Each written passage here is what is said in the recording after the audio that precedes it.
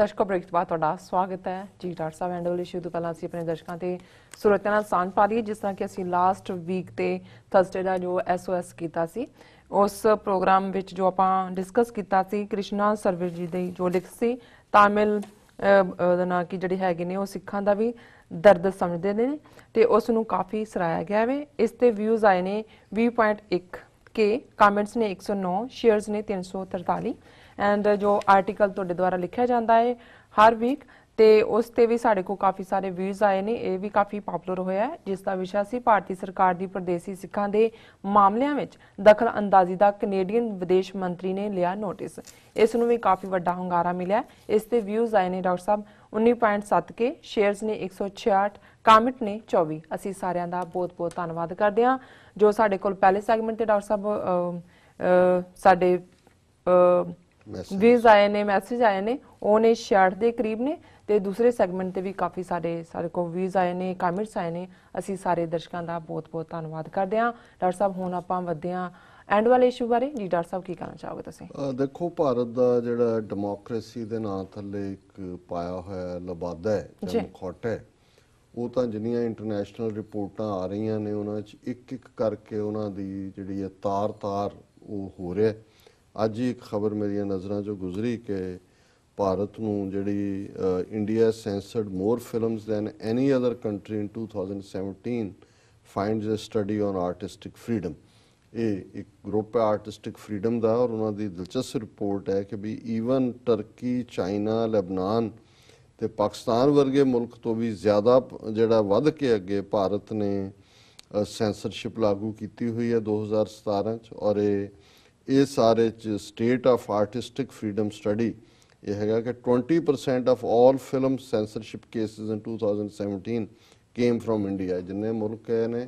ਉਹਨਾਂ ਚੋਂ 20% ਜਿਹੜੀ ਸੈਂਸਰਸ਼ਿਪ ਦੇ ਕੇਸ ਨੇ ਉਹ ਇਕੱਲੇ ਭਾਰਤ ਦੇ ਵਿੱਚ ਹੀ ਹੋਏ ਨੇ ਟਰਕੀ ਦੇ ਵਿੱਚ 9% और इसी तरह India also accounted for 1/3 of all documented cases of persecution and threats to filmmakers and actors followed by United Arab Emirates ਹੁਣ ਈਵਨ ਜਿੰਨੇ ਕੇਸ ਧਮਕੀਆਂ ਦੇ ਆਰਟਿਸਟਾਂ ਨੂੰ ਔਰ ਹਰਾਸਮੈਂਟ ਦੇ ਨੇ ਉਹਨਾਂ ਦਾ ਵੀ 1/3 ਭਾਰਤ ਦੇ ਵਿੱਚ ਹੈ ਜੀ ਔਰ ਫਿਰ ਉਹਨਾਂ ਨੇ ਕੁਝ ਫਿਲਮਾਂ ਦਾ ਜ਼ਿਕਰ ਕੀਤਾ ਵੀ ਭਾਰਤ ਜਿਹੜਾ ਫਿਰੋਰ ਉੱਠਿਆ India was also the report examined 553 documented cases where artistic freedom was violated across 78 countries. India was among the 10 countries that have exhibited alarming developments in how they treat artists and their freedom of artistic expression and are wants to keep a watch on thought throughout 2018. So ਇਹ ਜਿਹੜਾ 10 ਦੇਸ਼ਾਂ ਦੇ ਵਿੱਚ alarming ਵਾਲੇ category ਚ ਨੂੰ ਰੱਖਿਆ ਜੀ India was also featured in several other list including the top 6 countries that denied women's rights to artistic freedom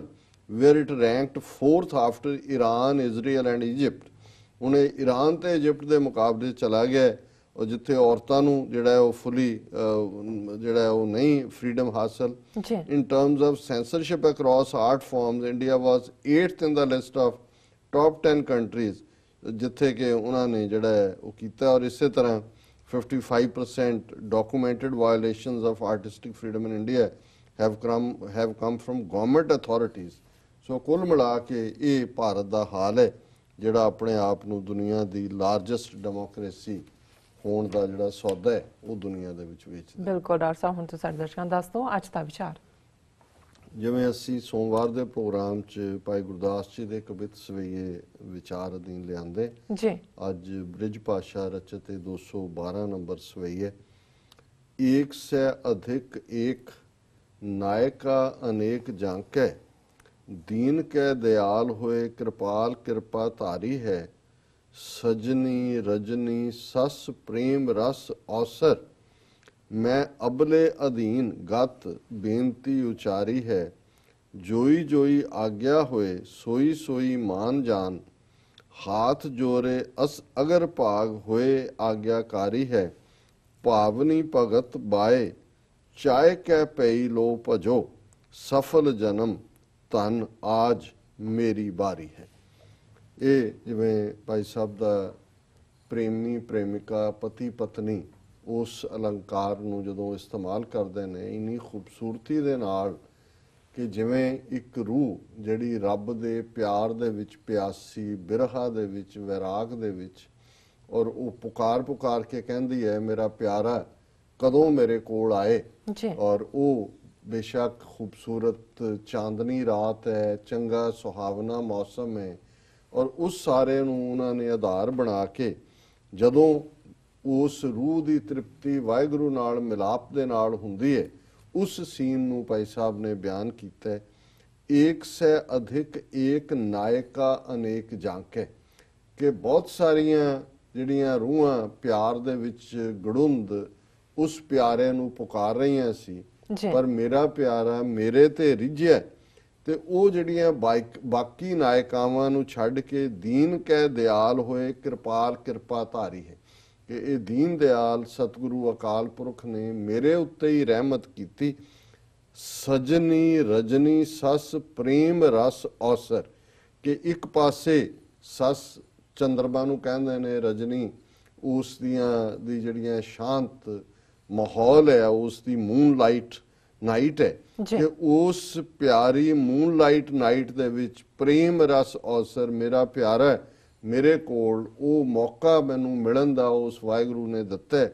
ਮੈਂ ਅਬਲੇ ਅਧੀਨ ਗਤ ਬੇਨਤੀ ਉਚਾਰੀ, ਕਿ ਮੈਂ ਤਾਂ ਬਲਹੀਨ ਸੀ ਪਰ ਮੇਰਾ ਪਿਆਰਾ ਨਿਰੰਕਾਰ ਵਾਹਿਗੁਰੂ ਮੇਰੇ ਤੇ ਰਿਝਿਆ, ਔਰ ਇਹ ਅਵਸਰ ਮੈਨੂੰ ਇਸ ਪਿਆਰਾ ਉਸ ਮਿਲਾਪ ਦਾ ਮਿਲਣ ਦਾ ਉਸ ਵਾਹਿਗੁਰੂ ਦੇ ਨਾਲ ਮਿਲਿਆ। ਜੋਈ ਜੋਈ ਆਗਿਆ ਹੋਏ ਸੋਈ ਸੋਈ ਮਾਨ ਜਾਣ, ਮੈਂ ਤਾਂ ਇੰਨੇ ਭਾਗਾਂ ਵਾਲੀ ਹਾਂ ਕਿ ਮੇਰੇ ਘਰ ਮੇਰਾ ਫਿਰ ਆਇਆ, ਤੇ ਜੋ ਜੋ ਮੈਨੂੰ ਉਹ ਆਗਿਆ ਕਰਦਾ ਹੈ ਉਸ ਨੂੰ ਮੈਂ ਇਮਾਨਦਾਰੀ ਦੇ ਨਾਲ ਮੰਨ ਰਹੀ ਹਾਂ। ਹਾਥ ਜੋਰੇ ਅਗਰ ਭਾਗ ਹੋਏ ਆਗਿਆਕਾਰੀ ਹੈ, ਕਿ ਹੇ ਵਾਹਿਗੁਰੂ ਜੇ ਤੂੰ ਮੇਰੇ ਤੇ ਇਵੇਂ ਰੀਝਦਾ ਰਹੇ ਤੇ ਮੈਂ ਤਾਂ ਆਪਣਾ ਸਭ ਕੁਝ ਤਨ ਮਨ ਤਨ ਸਭ ਸੌਂਪ ਗੁਰ ਕੋ ਹੁਕਮ ਮੰਨੀਏ ਪਾਈਏ, ਮੈਂ ਤੇਰੇ ਪਿਆਰ ਦੇ ਵਿੱਚ ਆਪਣਾ ਸਾਰਾ ਜੀਵਨ ਕੁਰਬਾਨ ਕਰਦੀ ਹਾਂ। ਭਾਵਨੀ ਭਗਤ ਬਾਏ ਚਾਇ ਕੈ ਚਈ ਲਈਓ, ਕਿ ਹੇ ਵਾਹਿਗੁਰੂ ਤੂੰ ਇੰਨਾ ਬੇਅੰਤ ਹੈ, ਇੱਕ ਭਾਵਨਾ ਪਿਆਰ ਦੀ ਭਾਵਨਾ ਨੂੰ, ਜਿਹੜੀ ਭਗਤ ਦੀ ਪਿਆਰ ਵਾਲੇ ਦੀ, ਤੂੰ ਉਸ ਨੂੰ ਜਿਹੜਾ ਆਪਣੇ ਨਾਲ ਜੋੜਦਾ। ਸਫਲ ਜਨਮ